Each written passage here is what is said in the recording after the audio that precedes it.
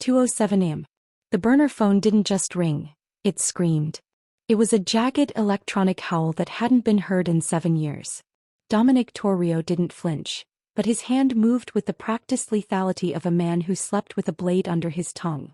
He didn't check the caller ID. There wasn't one. This was the line for the dead, a number etched into the memories of men who owed him their souls. "Start talking or start praying," Dominic rasped, his voice a low-frequency growl that had sent mayors to their knees. He expected a rival's threat or a lieutenant's betrayal. He got a sob. A wet, shuddering intake of breath that sounded like a dying bird. "Please," a voice whispered. It was a boy. He sounded like he was drowning in air. "I found the book. My dad said if the men with the tattoos came back I had to call the king." "Are you the king?" Dominic's eyes narrowed into slits of cold flint. The king was a ghost. A title he'd buried under a mountain of bodies to become the legitimate titan he was today. "Who gave you this number, kid?" "The men. They're in the hallway," the boy breathed, the sound of static-heavy terror vibrating through the speaker. "They hit my mom. She's on the floor and she's not waking up. They're laughing, mister. They're talking about how they're going to clear the house. I'm in the crawl space behind the water heater. It's getting hot. I can't breathe. Please, save my mom. I'll give you my bike. I'll give you everything. Hey there and welcome back. I'm so happy you're here. Grab that blanket, maybe pour yourself a hot drink and get really comfortable because today we're settling in for a story you won't forget. Before we dive any deeper though, let me know how you're doing. Drop a quick comment and tell me what part of the world you're watching from today. And if you want to stay with us through all the twists and turns ahead, go ahead and hit that subscribe button so you don't miss a moment. Alright, let's get back to it. The silence in Dominic's penthouse became suffocating. He knew that address. He knew the woman. 10 years ago she was the only one who didn't look at him like a monster, and he had paid her father a fortune to take her and disappear so his enemies couldn't use her as leverage. Now his past was screaming through a burner phone. "Listen to me, kid," Dominic snapped, already shoving his feet into boots, his movement a blur of violent efficiency. "What's your name?" "Leo," the boy whimpered. "Leo, don't you dare hang up. You keep that phone pressed to your chest. If they open that door you don't scream. You don't cry. You become a shadow. Do you hear me? I'm coming. And God help anyone who's still in that house when I arrive." But before he could finish, a crash echoed through the line. The sound of a door being kicked off its hinges. A man's voice, rough, gravelly and terrifyingly familiar, boomed in the background. "I know you're in here, you little rat. Come out and maybe I'll let your mother keep her tongue." Dominic's heart didn't beat, it hammered. That voice belonged to Silas Vane, his own head of security. The betrayal wasn't just coming, it was already in the room with the boy. Dominic realized in that heartbeat that his entire empire was a house of cards, and the boy was the match. Before we dive into the blood and the fire of this rescue, I want to welcome you all. Whether you're watching from the dark streets of Chicago or the bright lights of Tokyo, I'm glad you're here. How are you holding up? This is a journey of no return. If you haven't yet, hit that subscribe button right now. Don't let the line go dead. Tell me in the comments, where are you watching from? I need to know who's standing with us tonight. The line erupted. A muffled shriek. The sound of the phone skittering across wood. Then silence. Dominic was in the garage, the engine of his blacked-out sedan roaring like a caged beast. He didn't save people. He was the man people needed saving from. But as he tore out into the 2 a.m. rain, he knew that if he didn't reach that house in 12 minutes, he wouldn't just be losing a secret. He'd be losing the only piece of humanity he had left. The speedometer of the blacked-out sedan climbed past 100 miles per hour, the city lights blurring into long, jagged streaks of neon gold against the windshield. Dominic Torrio drove with a terrifying, surgical precision, his knuckles white against the leather-wrapped steering wheel. Every muscle in his jaw was locked. To the world, Dominic was a ghost in a silk suit, a venture capitalist with a cold smile and clean hands. But under the dashboard, hidden in a specialized compartment, lay a customized .45 caliber sidearm and a serrated combat blade. Those weren't for a businessman. Those were for the king, the man he had spent a decade trying to execute. Dominic's mind raced faster than the engine. He thought back to Elena Vance, the woman the boy called Mom. 10 years ago she had been the light in a very dark room. When Dominic was just a rising enforcer for the old guard, Elena was the daughter of a bookkeeper who had seen too much. Dominic had been sent to clean the situation. Instead, he had looked into Elena's eyes and felt something break inside his chest. He didn't kill them. He faked their deaths, spent $3 million of his own untraceable cash to relocate them, and gave her father that burner number with a single instruction: only call if the world ends. Now the world was ending, and the man causing the apocalypse was Silas Vane. Dominic's grip tightened until the leather groaned. Silas wasn't just head of security. He was the man who knew where the bodies were buried because he had dug the holes. He was a man of pure, calculated cruelty, a specialist in extractions. If Silas was at that house, it wasn't a random robbery. It meant someone had leaked the file. Someone had told Silas that the king had a weakness, a living, breathing secret hidden in a suburban split-level house 30 miles outside the city.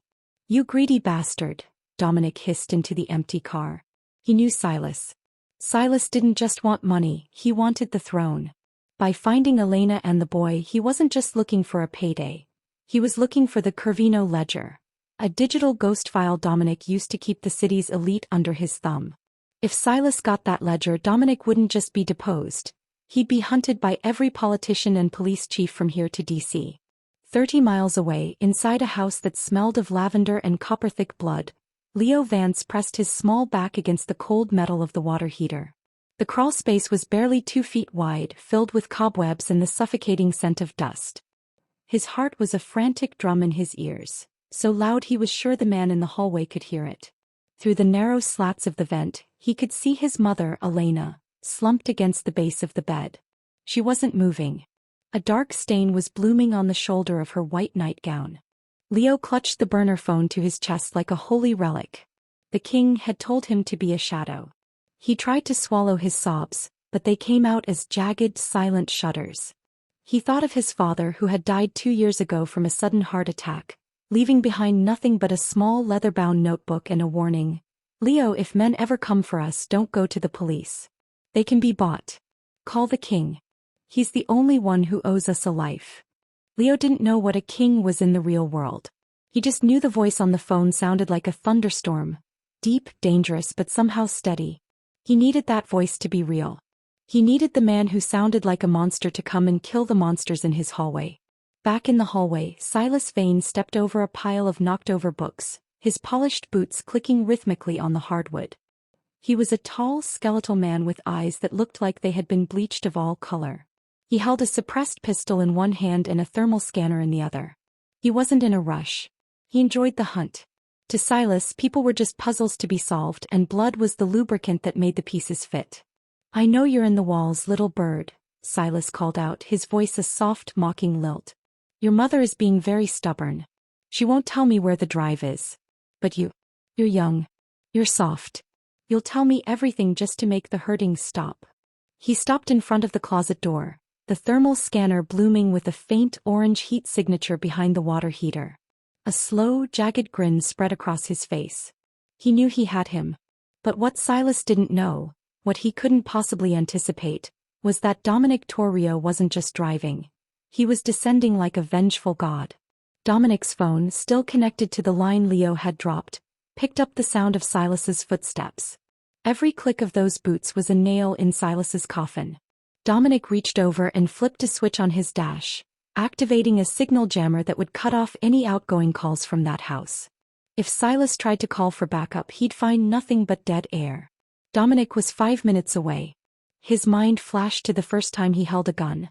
How his father had told him that a weapon doesn't make you a man, but the choice of when to use it does. For 10 years, Dominic had used his power to build a wall between himself and the filth of the underworld. He had played the role of the legitimate businessman so well he almost believed it. But as he saw the flickering lights of the suburban neighborhood ahead, the businessman died. The silk tie came off. The king was back, and he was thirsty.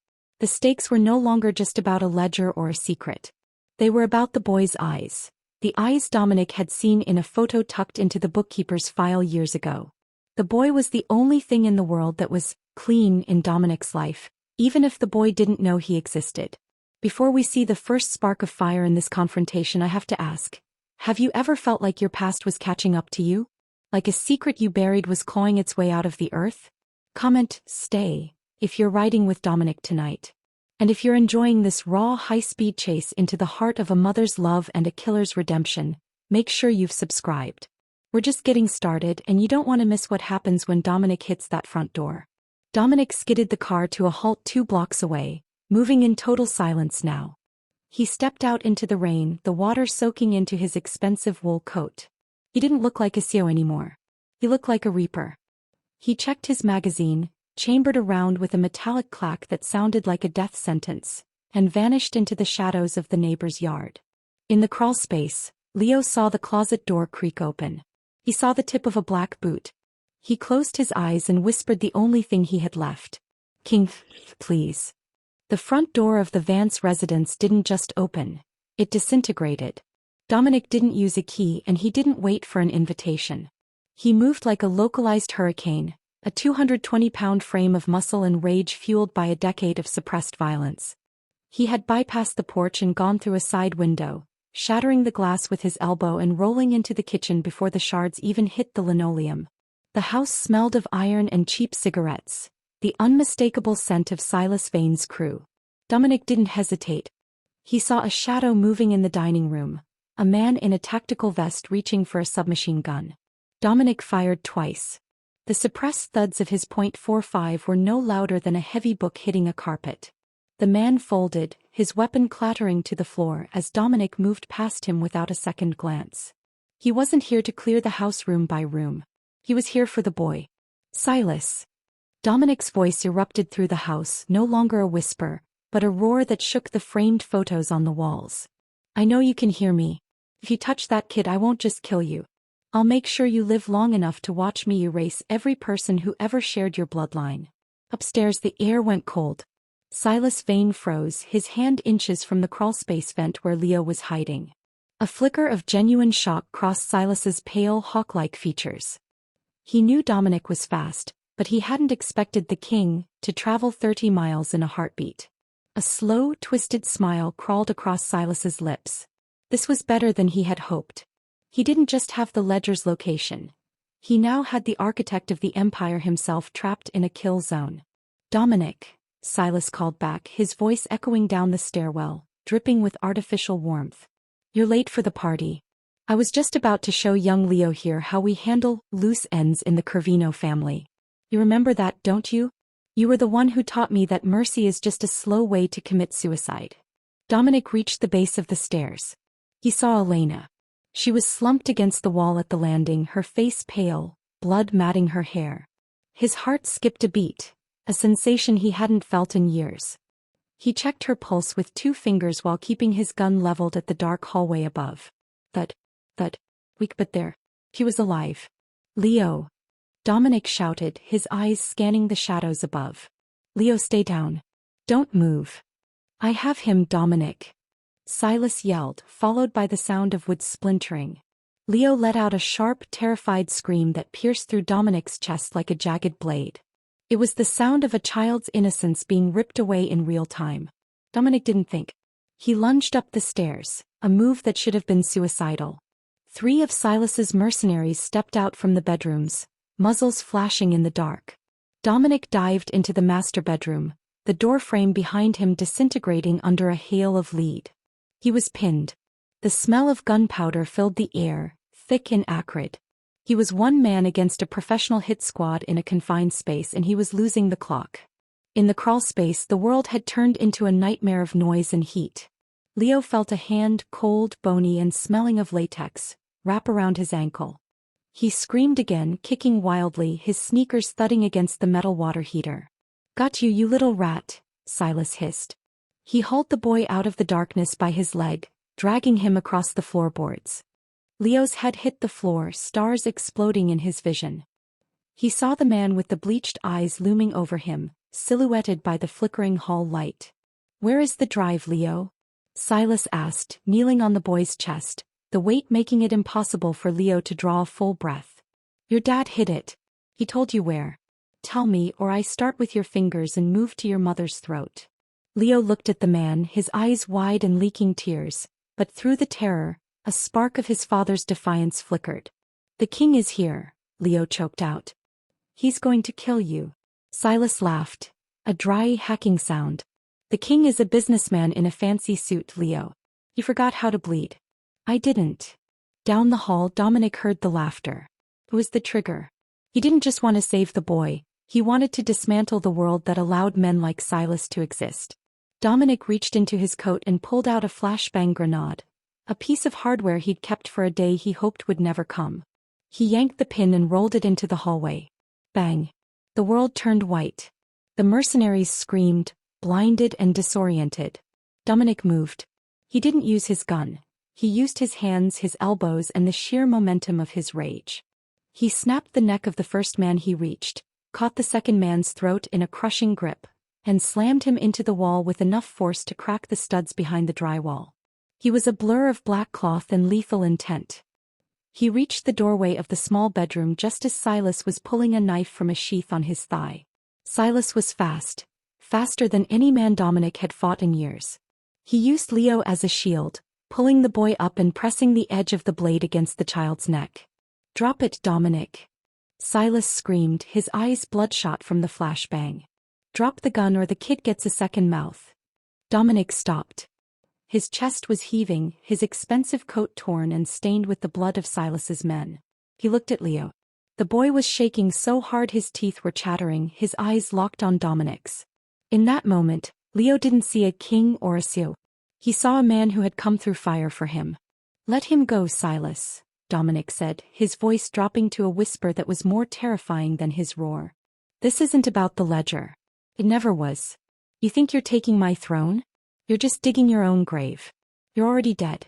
You just haven't stopped breathing yet. I have the leverage." Silas shouted, his voice cracking. "I have everything." "You have nothing," Dominic countered, stepping forward, ignoring the knife at the boy's throat. "Because you don't understand why I'm here. You're here for power. I'm here for the only thing I ever loved that I didn't destroy. Before we find out if Dominic can make the shot or if Silas pulls that blade, I need you to stay with me. This is the moment where everything changes. If you're holding your breath right now, you're not alone. Hit that subscribe button and tell me in the comments, do you believe a man can truly redeem a lifetime of sin in one night? Type redemption if you're pulling for Leo and his mom. The room was silent, save for the sound of the rain lashing against the window and the heavy breathing of two predators. Dominic's finger tightened on the trigger. He wasn't looking at Silas anymore. He was looking at the small red burner phone lying on the floor, still connected, still recording every word. "Leo," Dominic said softly. "Close your eyes." The boy obeyed. Dominic didn't fire at Silas. He fired at the overhead light fixture. The room plunged into total, suffocating darkness. A scream erupted. A gunshot followed. And then the sound of a body hitting the floor. But whose? The darkness in the bedroom was thick enough to swallow sound. But the silence that followed the gunshot was even heavier. For 3 agonizing seconds, the only movement was the rain drumming against the glass. Then a heavy thud, the sound of dead weight hitting the floorboards. "Leo." Dominic's voice sliced through the blackness, no longer the roar of a warlord, but the panicked rasp of a man who feared he had failed.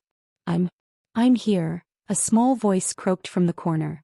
Dominic flicked on a tactical light mounted to his backup piece. The beam cut a violent white path through the room.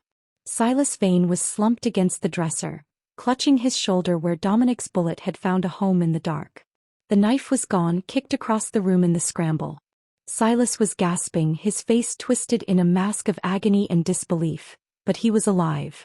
He had used the boy as a human shield 1 second too long, and Dominic's precision had been the only thing that saved Leo's life. Dominic didn't finish Silas. Not yet. He scooped Leo up with one arm, the boy clinging to his neck like a drowning survivor. Leo was shivering, his small frame vibrating with a terror that felt permanent. Dominic didn't say a word. He just held the boy's head against his chest, shielding his eyes from the carnage in the hallway as they moved back toward the landing. He found Elena beginning to stir. Her eyes fluttered open, unfocused and glassy. When she saw Dominic, the man she hadn't seen in a decade, the man who was supposed to be a memory, she didn't scream. She didn't even look surprised. She just reached out a trembling hand toward her son. "Dominic," she whispered, her voice a ghost of the girl he once knew. "I've got him, Elena. I've got you both." Dominic said, his voice cracking for the first time in 20 years. But we have to move. Now. He helped her to her feet, slinging her arm over his shoulder while keeping Leo tucked under his other arm. They descended the stairs as the house began to groan. Outside, the headlights of 2 more SUVs crested the hill of the quiet suburban street. Silas hadn't come alone. He had brought the cleaners, a secondary unit of the Corvino security detail. They weren't there to negotiate. They were there to burn the evidence, the house and everyone inside it. "They're coming," Leo whispered, looking out the narrow window beside the front door. "Mister, there are so many of them." "Don't look at the lights, Leo. Look at me," Dominic commanded. He led them through the kitchen and out toward the garage. His own car was too far away, blocked by the incoming SUVs. He needed a different way out. He spotted Elena's modest minivan in the driveway. It was a soccer mom car, the last thing anyone would expect the king of the city to be driving. "Keys," Dominic barked. Elena fumbled in her pocket and pressed the fob into his hand. As they piled into the van, the first wave of mercenaries reached the front porch. Muzzle flashes lit up the rainy night like strobe lights. Bullets punched through the siding of the house, shattering the kitchen window they had just bypassed. Dominic threw the van into reverse, floorboarding the accelerator. The tires shrieked, smoking against the wet pavement as he slammed into the lead SUV, jarring it just enough to create a gap. "Get down," Dominic yelled as he swerved onto the grass, bypassing the roadblock. A hail of gunfire shattered the minivan's rear window, raining safety glass over the seats. Leo let out a stifled whimper, burying his face in his mother's lap. Dominic didn't head for the highway. That was exactly what Silas would expect. Instead, he dove deeper into the winding, wooded backroads of the suburb. He knew every inch of this county. He had mapped it years ago when he first hit Elena here. He drove with a cold, focused fury, his eyes darting to the rearview mirror. 2 sets of headlights were clinging to his tail like predatory eyes. "Who are they, Dominic?" Elena asked, her voice stronger now, though she was pressing a handful of paper towels to the wound on her shoulder. "Why did they come for us now? After all these years?" "Because I got soft," Dominic muttered, his hands tightening on the steering wheel. "I thought I could buy peace.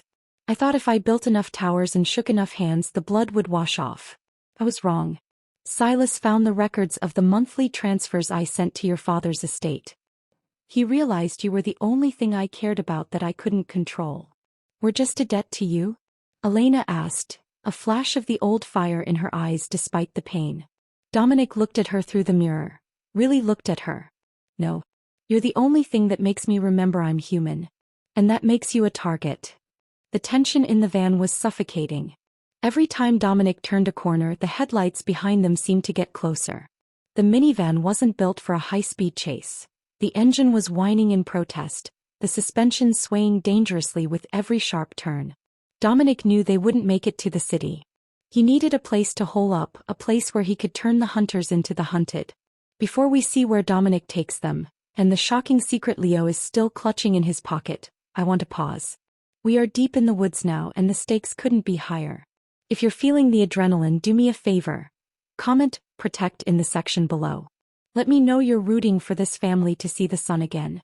And if you haven't subscribed yet, why not? You're part of this story now. Don't leave Leo hanging. "Mister." Leo whispered from the back seat. "I still have it." Dominic glanced back. "Have what, kid?"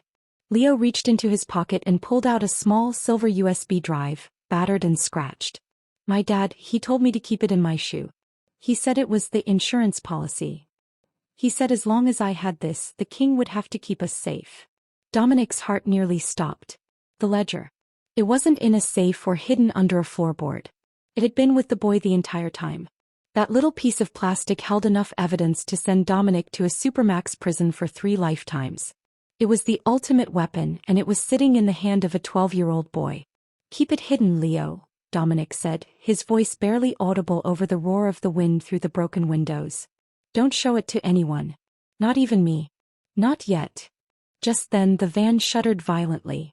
One of the pursuing SUVs had swerved up beside them, ramming the side of the minivan.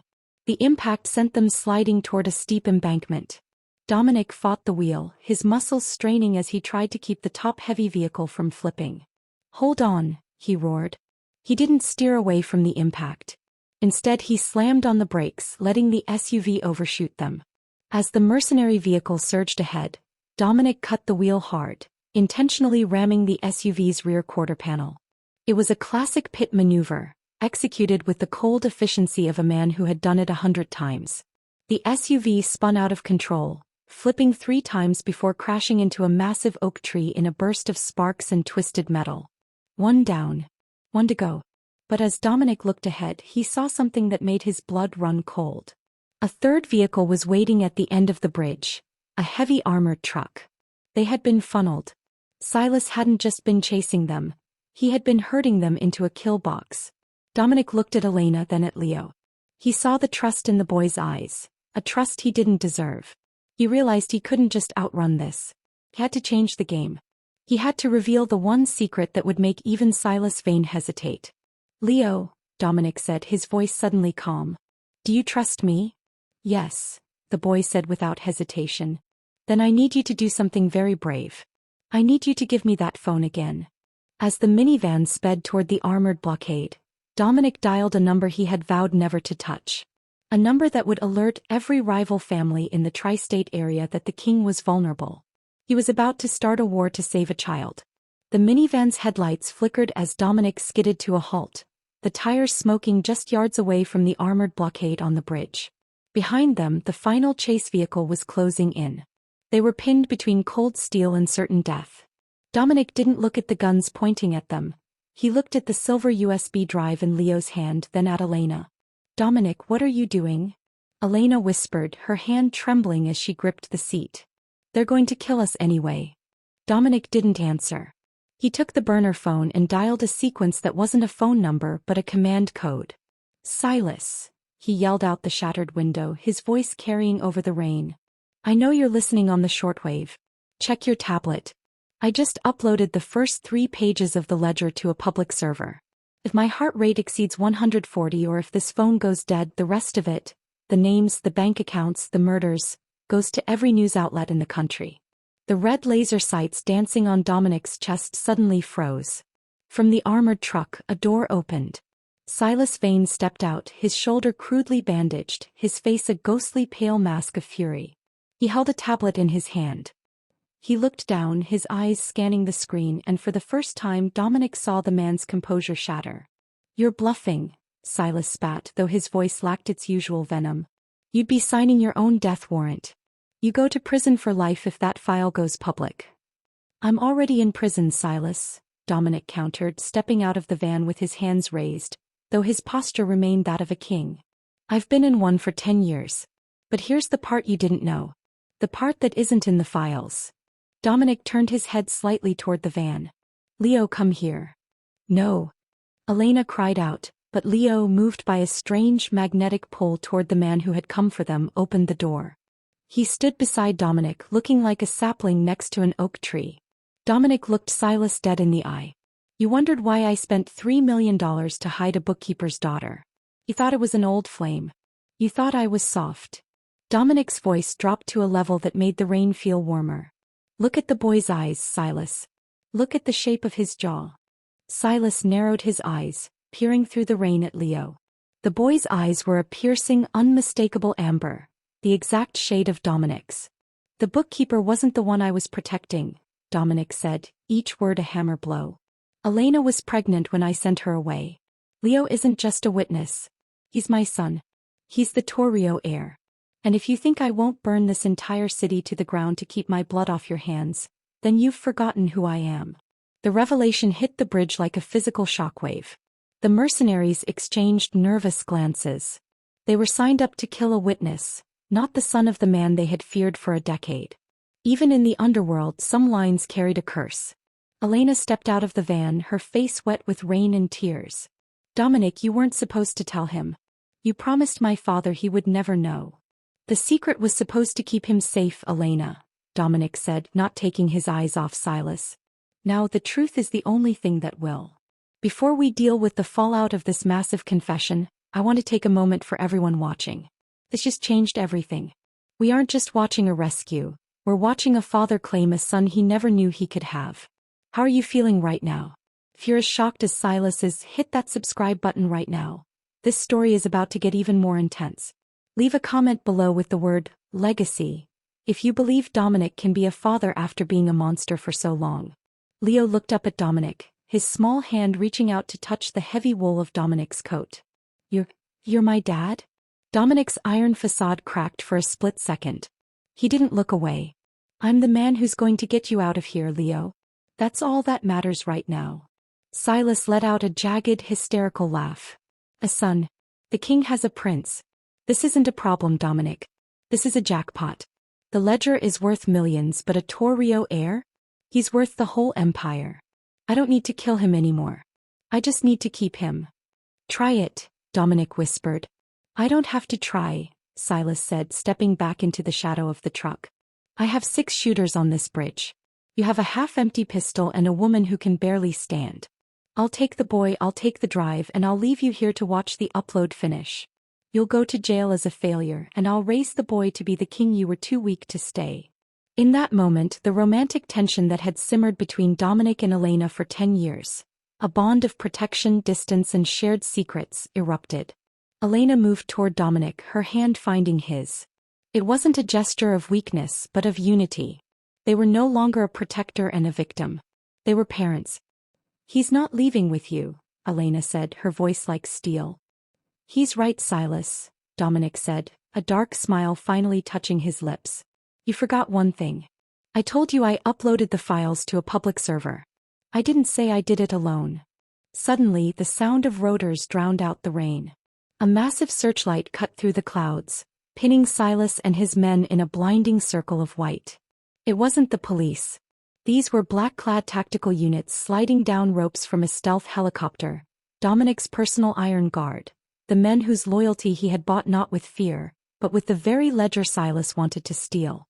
Dominic had called in the only people who feared the ledger as much as he did. He had told them, "Help me save my son and the ledger dies tonight. Fail me and the world sees your sins tomorrow." "The game is over, Silas," Dominic said, drawing his weapon. "You're not the hunter anymore." But Silas Vane was a cornered rat, and a cornered rat always bites. He lunged for Leo, his hand wrapping around the boy's collar. The bridge became a theater of chaos. As Dominic's iron guard descended from the sky, the air was whipped into a frenzy by the helicopter rotors. But Silas was a man who thrived in the wreckage of plans. With a guttural snarl, he yanked Leo toward the edge of the bridge, the boy's feet dangling over the churning black river 60 feet below. "Back off!" Silas screamed, his voice barely audible over the mechanical roar. He pressed the barrel of a backup derringer against Leo's temple. "Tell them to abort, Dominic, or the prince takes a dive into the rocks." Dominic signaled his men to hold. The tactical units froze, their laser sights painting Silas in a deadly web of red dots, but no one dared pull the trigger. The leverage was too absolute. Dominic felt a cold, paralyzing dread, a sensation far worse than any bullet wound. He had spent his life controlling every variable, but he couldn't control the gravity pulling at his son. "Silas, look at me," Dominic stepped forward, his boots crunching on broken glass.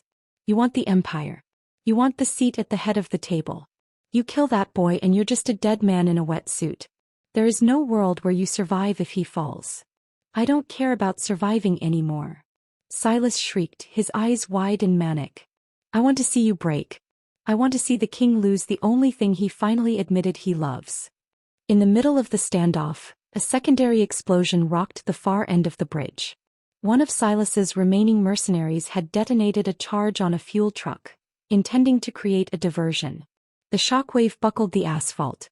Elena was thrown to the ground, and the section of the railing Silas was leaning against groaned and gave way. With a sickening crack, the metal snapped. Silas lost his footing, his eyes widening in a brief moment of pure animal terror. As he fell backward into the abyss, his grip tightened on Leo's jacket, dragging the boy over the edge with him. "Leo!" Dominic's roar was the sound of a man's soul tearing in half. He sprinted toward the edge, diving onto the wet concrete, his hand shooting out into the void just as Leo's fingers slipped from the railing. For a heartbeat there was only the sound of the wind. Then a jar. Dominic's fingers locked around Leo's wrist. The boy was dangling over the edge, the weight of the falling Silas still tethered to him by a tangled strap of Leo's backpack. Silas was hanging below the boy, swinging like a pendulum of death, his weight slowly pulling Dominic toward the edge of the crumbling bridge. "Dad! Help!" Leo screamed, his small face pale and wet with rain, looking down at the churning white water and the man trying to drag him into it. "I've got you, Leo. Don't let go."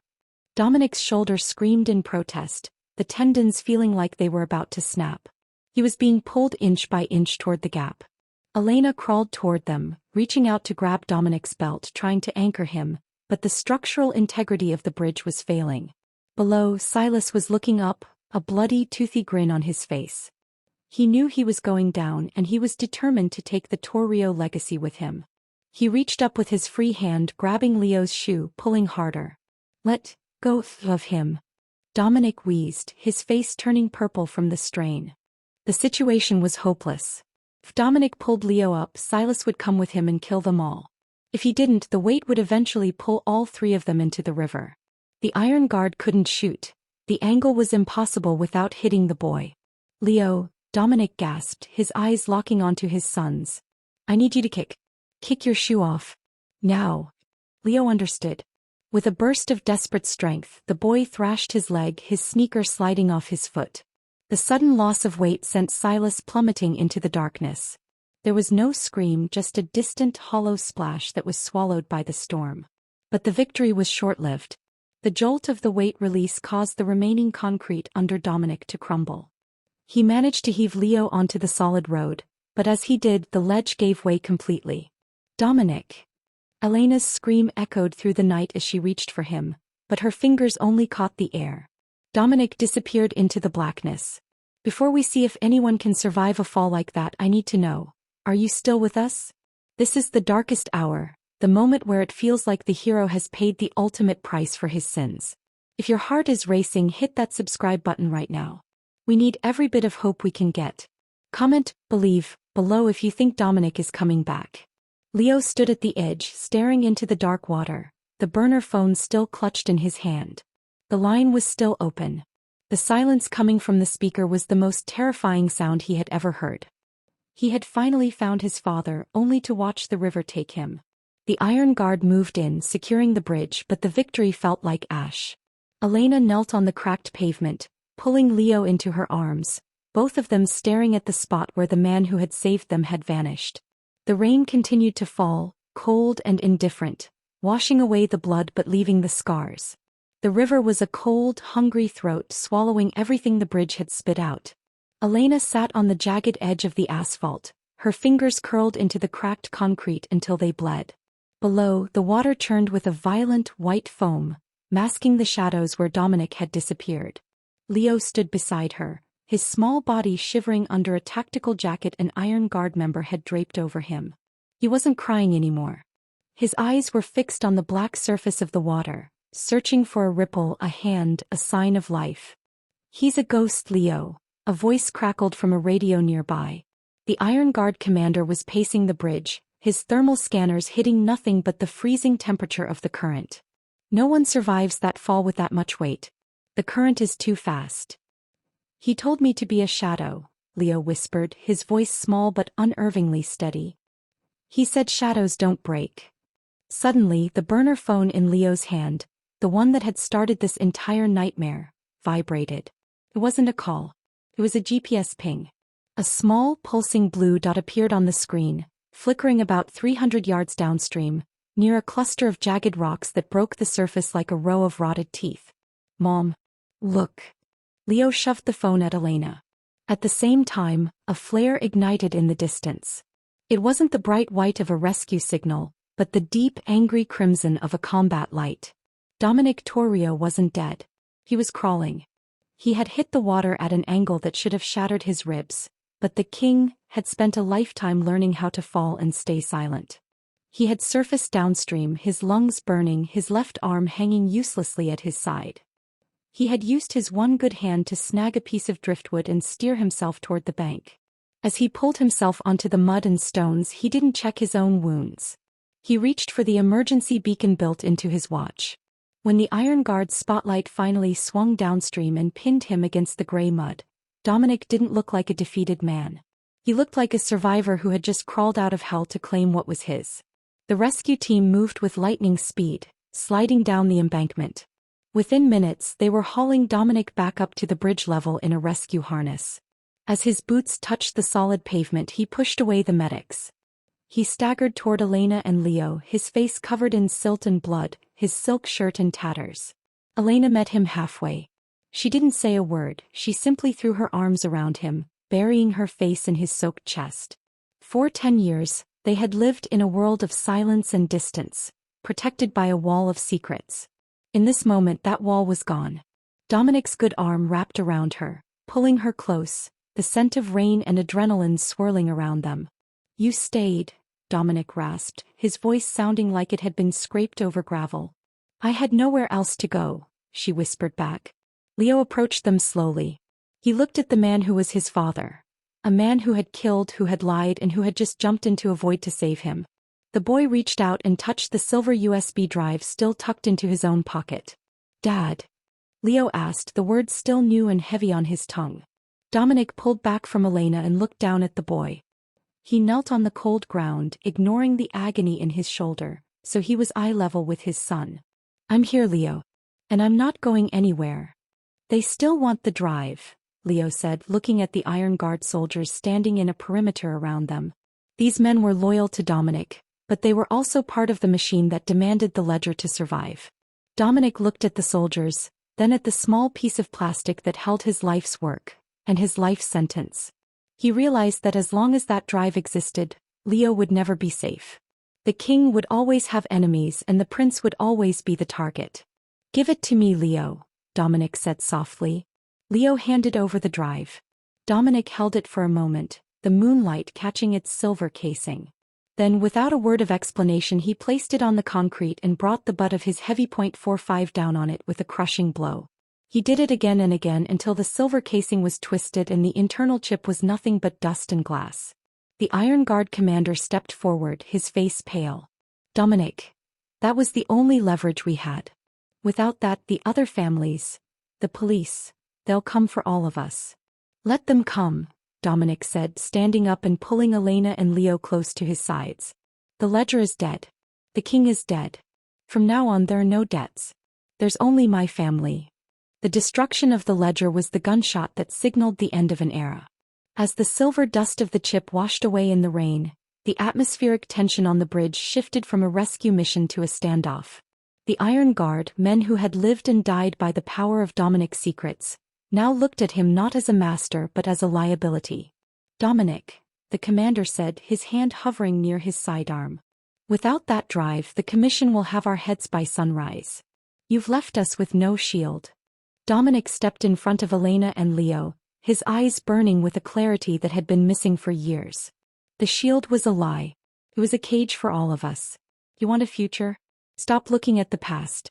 My accounts in the Cayman Islands are still active. There is enough in those untraceable funds to disappear every man on this bridge 10 times over. But you have to choose. Do you serve a dead ledger or do you serve the man who can give you a clean slate?" The silence was deafening. The mercenaries looked at one another, weighing the ghost of a threat against the promise of freedom. Slowly the commander lowered his weapon. He nodded once, a silent oath. The rebellion was over before it began. Dominic had bought his family's lives with the truth, and he had bought his men's loyalty with the one thing they valued more than power, an exit. But the night wasn't finished. As they prepared to move, a fleet of sirens began to wail in the distance, a blue and red pulse growing on the horizon. The explosion on the bridge had finally drawn the local authorities. "We have 3 minutes, Dominic barked. He turned to Elena. "There's an old airstrip 6 miles north. A Gulfstream is fueled and waiting. It's registered to a shell company that doesn't exist anymore." "Dominic, the police." Elena started, but he cut her off with a firm, grounding look. "They aren't looking for a family. They're looking for a crime scene," he said. They scrambled into the remaining tactical SUVs. Dominic took the wheel of the lead vehicle, his injured arms strapped to his chest, driving with a ferocity that defied his wounds. They tore through the back roads, bypassing the main highways where the police barricades were forming. Every turn was a gamble, every red light a potential trap. As they reached the rusted gates of the private airstrip, a lone black sedan was parked across the runway. It wasn't the police. It was a man Dominic recognized instantly, Julian Vane, Silas's younger, more calculating brother. He wasn't a brawler. He was a lawyer, the one who handled the paperwork for the underworld's sins. Julian stepped out of the car, a tablet in his hand. He wasn't armed with a gun but with something far more dangerous. "You think you can just break the wheel, Dominic? You think you can destroy the ledger and walk away? I have the backups. My brother was a fool, but I'm a librarian. I know where every cent is hidden." Dominic stopped the SUV and stepped out alone. He didn't pull his gun. He walked toward Julian until they were inches apart. "You don't have a backup, Julian," Dominic said calmly. "Because the backups were stored on a server that relied on a heart rate monitor I was wearing. When I hit the water, that server initiated a self-destruct sequence. You have a tablet full of encrypted noise." Julian's face went pale. He frantically tapped at the screen, his fingers shaking. No, that's impossible. My brother said." "Your brother is at the bottom of the river because he underestimated the weight of a sun," Dominic said, his voice dropping to a whisper. "You have two choices, Julian. You can sit in that car and wait for the police to find the man who's been laundering money for the Corvinos for a decade, or you can move that car and pretend you never saw us. If you move, I'll leave the encryption keys in a locker at the airport. You can use them to disappear yourself. If you stay, well, I'm tired of being a king, but I haven't forgotten how to be a butcher." Julian looked into Dominic's eyes that had seen the abyss and climbed back out. Without a word, Julian got back into his sedan and floored it, the tires throwing gravel as he fled into the night. The path was clear. Dominic turned back to the SUV where Leo was watching through the window. The boy's face was illuminated by the dashboard lights, his expression one of awe and dawning hope. "Before we see the final takeoff and the closure of this epic night, I want you to realize how far we've come. From a 2 a.m. phone call to the destruction of a criminal empire. This is what happens when a man decides his legacy isn't written in blood, but in the heart of his child. If you've stayed with us until this climactic moment, you're a legend. Hit that subscribe button and tell me in the comments, did you expect Dominic to destroy the ledger? Type freedom if you're cheering for them." Dominic climbed back into the driver's seat. He looked at Elena, who was holding Leo's hand. "Where are we going?" Leo asked. Dominic looked at the small silver burner phone on the seat, the one that had connected a scared boy to a ruthless boss. He picked it up and threw it out the window into the tall grass. "To a place where nobody knows my name," Dominic said.